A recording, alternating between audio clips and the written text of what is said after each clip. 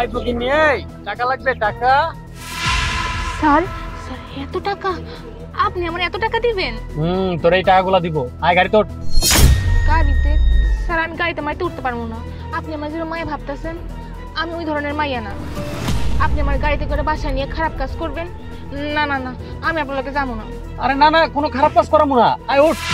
না না স্যার, আমি আপনার লোকে যাবো না স্যার। আরে তোরে দিয়ে কিছু করামু না। আচ্ছা বিয়ে করবি? বিয়ে? স্যার বিয়ে বিয়ে যদি আপনি করেন স্যার তাইলে বিয়ে করবো, সমস্যা নেই।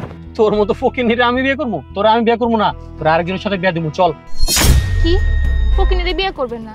কিন্তু ফকিনীরে গাড়িতে উঠে ঠিকই খারাপ কাজ করতে পারবেন। আরে কিছু করবো না তোর লগে। চল, আমার ভাই তোরে বিয়ে করবো। ভাই?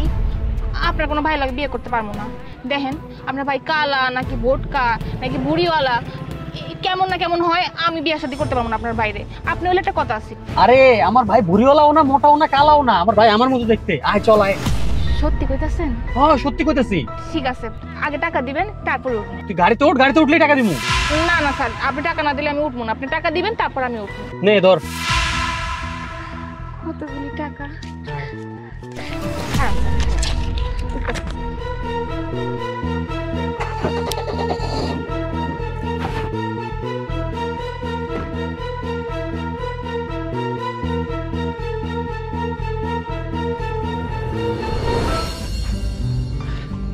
আসো।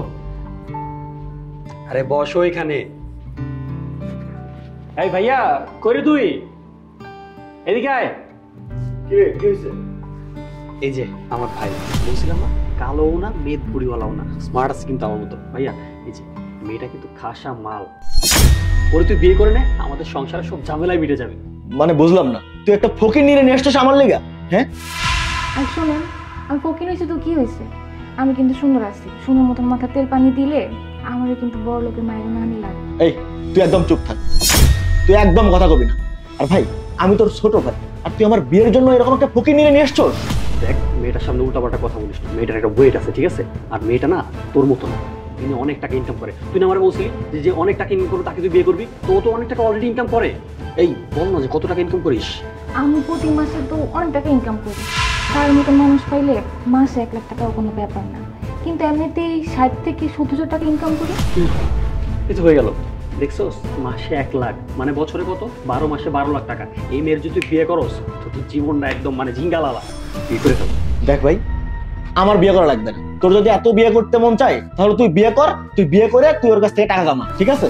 এটা কোনো কথা বললি তুই? মানে আজ জানোস না যে আমার তো গার্লফ্রেন্ড আছে? বাবা আমি তো তোর জন্য আনছি ওরে। দেখ না মেয়েটা সুন্দর আছে। দেখ ভাই, আমি যখন কইছি যে আমি বিয়ে করুম না, তো আমি বিয়ে করুম না। দেখ এখন কিন্তু তুই বেশি করতেছিস। আব্বা আম্মা কইছে যে তোর বিয়ে না করলে আমার বিয়ে দিব না। আর জানোস তো যে আমার গার্লফ্রেন্ডের বিয়ে হয়ে যেতেছে রে বাবা। তুই কেন বুঝতেছিস না? তুই বিয়ে না করলে তো আমি বিয়েটা করতে পারতেছি না। বিয়েটা কর না, মেয়েটা তো ভালো আছে। আমার যাও বিয়ে করার ইচ্ছা ছিল, এখন আর সেটাও নেই। ওরা দেখার পর আমার বিয়ে করার ইচ্ছা শেষ। আরে তুমি বসে আছো কেন? উঠতে পারো না? ওরা বিদায় কর। তোর বিদায় করতাম, আমি বিদায় করতেছি। এই ওঠো। আরে আসো। শোন, আরে আসো বলতেছি। আমার কথাটা শোন। দেখ আরে মেয়েটা ভালো তো। আমি ভালো না, আর আমি বের করছি। আরে ও দেখতে একটু গরিব কিন্তু ওকে এতগুলো টাকা দিয়ে মেয়েটা আনলাম।